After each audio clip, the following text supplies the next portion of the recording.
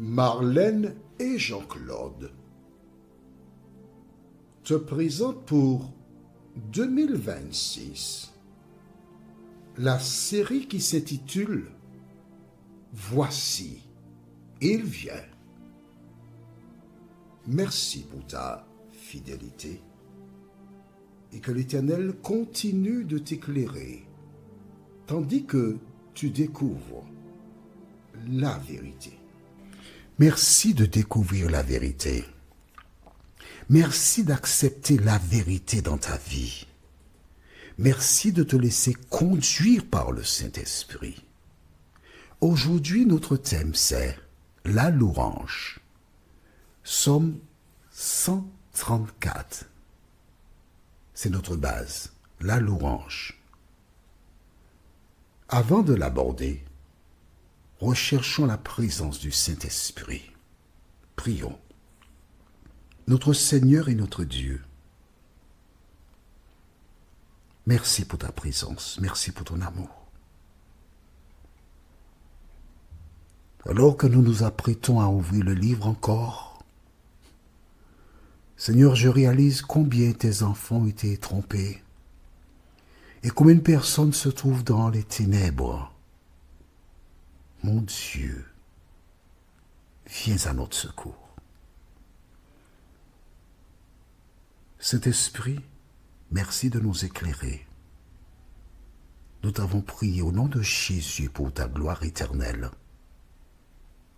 Amen. Je t'avoue que je suis visité par la tristesse. Moi, je t'avoue. Parce que je réalise comment subtilement l'ennemi a trompé beaucoup de personnes. Ses agents sont à l'œuvre pour détruire l'unité. Notre thème, c'est la louange, mais nous sommes obligés de revenir sur le psaume 133. Le verset 1er. Cantique des degrés de David. Voici, oh, qu'il est agréable, qu'il est doux pour des frères de demeurer ensemble. C'est agréable, c'est doux de demeurer ensemble. C'est le plan de Dieu. Alors bien sûr, ici, David le dit, mais nous irons maintenant dans le livre de Jean, l'évangile, le Nouveau Testament. Jean chapitre 17. Pendant que tu cherches Jean chapitre 17, laisse-moi t'expliquer quelque chose. Un jour, on posa la question à Jésus, « Enseigne-nous à prier, comme les disciples de Jean. » Et Jésus donna un modèle qui est ce qu'on appelle le Notre Père. Ce n'est qu'un modèle, c'est pas comme ça, hein, mais c'est le modèle qui est là. Pour apprendre à prier. Et plus tard, Jésus s'est retrouvé à part et il a prié. La seule fois où on a été en mesure d'enregistrer, noter sa prière, c'est dans Jean chapitre 17. Tu verras la longueur. Donc ça te donne une petite idée de la longueur d'une prière. Il y a des personnes, quand elles prient, tu as le temps de faire un sandwich avec une demi-livre de pain, consommer le sandwich, ensuite manger 2 yaourts et continuer dans la prière avec la personne. Tant la prière est longue. Mais tu comprendras que ce n'est pas bon ça. Jésus a demandé, dans le livre de Jean, chapitre 17, il a dit au verset 20 suivant, écoute bien ce que Jésus a dit.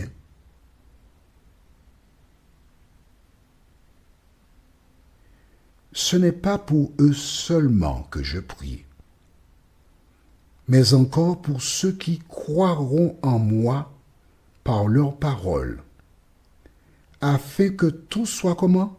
Qu'est-ce qui est écrit dans ta Bible? Alors, tu n'as pas de Bible. Tu ne sais pas qu'il faut avoir une Bible quand tu écoutes l'audio? Tu exagères. Tu mérites pas, papa, hein? Je reprends. Mais oui. Ce n'est pas pour eux seulement que je prie, mais encore pour ceux qui croiront en moi par leur parole, afin que tout soit un. Comme toi, Père, tu es en moi, et comme je suis en toi, afin qu'eux aussi soient un en nous. Pourquoi Jésus dit ça? Pourquoi? Et ça m'attriste, ça m'affecte. Beaucoup de personnes parlent de Jésus. Mais Jésus, quand il dit qu'il soit un, c'est pourquoi? Lis la suite avec moi. Pour que le monde croie que tu m'as envoyé. Amen. Tu ne savais pas? Lorsque les chrétiens vivent ensemble dans l'amour, ils s'aiment, ils se respectent. C'est une manière de prêcher l'évangile. Jésus qui a dit pour que le monde croie que tu m'as envoyé. La meilleure démonstration de l'amour de Dieu, c'est que lorsque toutes les personnes d'une communauté ont un tel amour si fort, que lorsqu'on les voit, des gens de l'extérieur ont envie de se joindre parce qu'il y a de l'amour entre eux. Mais quand tu vas raconter à des gens de l'extérieur des choses concernant des membres de ta communauté, qu'est-ce que tu fais? Tu es en train de fermer la porte de ces personnes. Comment peuvent-elles accepter Jésus? Si ta sœur, ton frère, des membres de ta famille n'ont pas encore accepté Jésus, et tu vas leur raconter à l'église, à ceci, à cela, comment ces personnes pourront-elles accepter Jésus? Réponds-moi. Je t'invite à te repentir. Je t'invite à entrer en toi-même.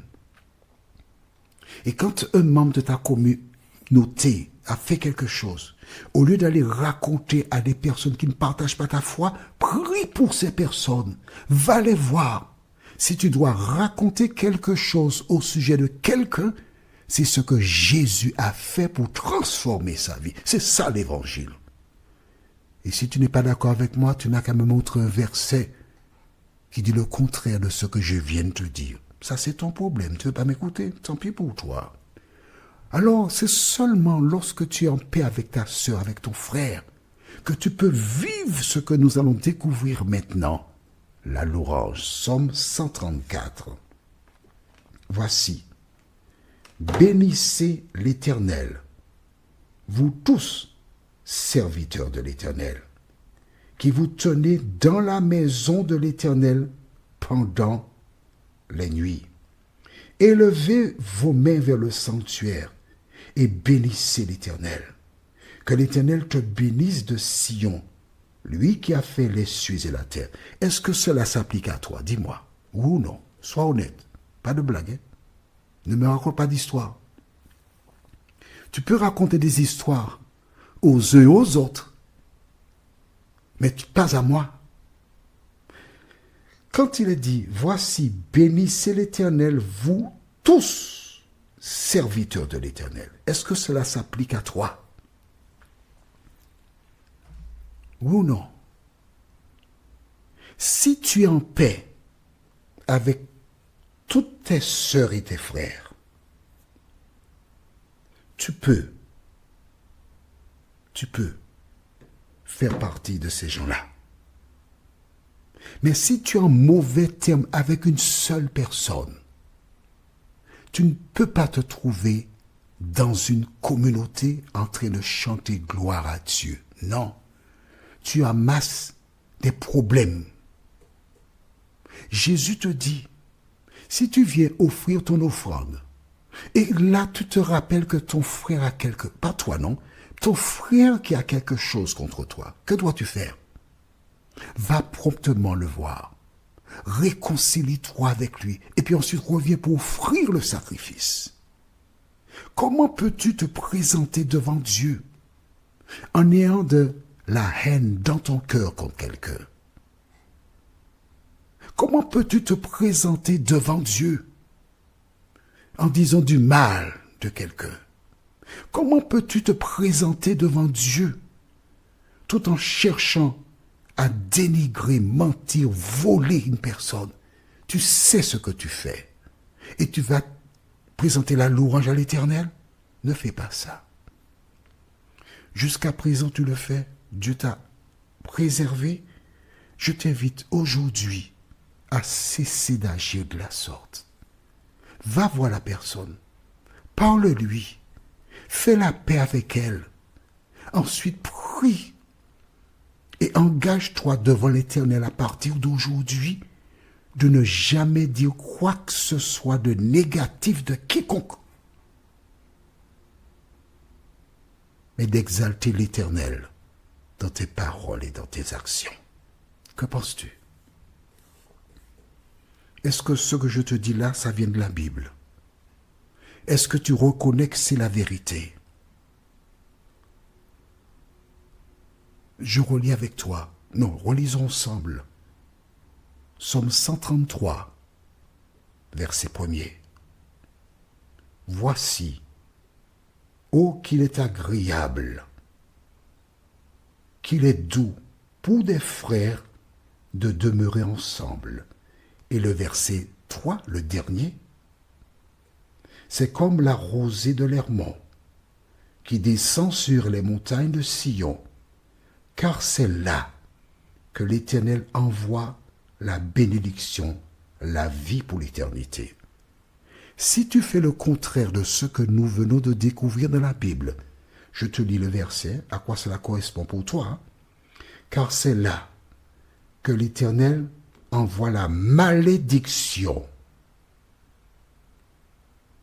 Tu as le choix entre obtenir la bénédiction de l'Éternel ou la malédiction. Fais le bon choix. Tu ne sais pas à quel moment la mort frappera la porte de ton cœur. Tu ne sais pas. Tu ne sais pas. Fais la paix avec ton prochain. Vis selon la parole de Dieu. Prions. Avant la prière, notre référence, ce sera Psaume 135, la bonté de Dieu. Psaume 135, la bonté de Dieu. Notre Seigneur, notre Dieu. Bien des personnes sont comme les vierges folles qui pensent être sauvées parce qu'elles connaissent le nom de Jésus de Nazareth. Mais Seigneur, nous venons de lire, de découvrir que toutes les personnes qui t'aiment doivent être unies comme Jésus est uni au Père. Pas être uni, non? Le modèle, c'est être comme Dieu le Père et Jésus-Christ. Seigneur, nous reconnaissons, oui. À certains moments, nous avons erré. À certains moments, nous n'avons pas été comme ce que nous venons de découvrir. Mais à partir de maintenant, Seigneur, pour toujours, de nous aider à avoir les sentiments qui étaient en Jésus-Christ, nous t'en prions, en son nom et pour ta gloire éternelle. Amen. Que l'Éternel continue de te guider et il me tarde de te retrouver. Nous sommes parvenus au terme de notre réflexion. Si d'aventure tu as une question, il te suffit d'envoyer un message par le biais de WhatsApp au numéro suivant, plus 596 696 88 93 93. Et alors Jean-Claude, moi, je me ferai un réel plaisir de répondre à ta question.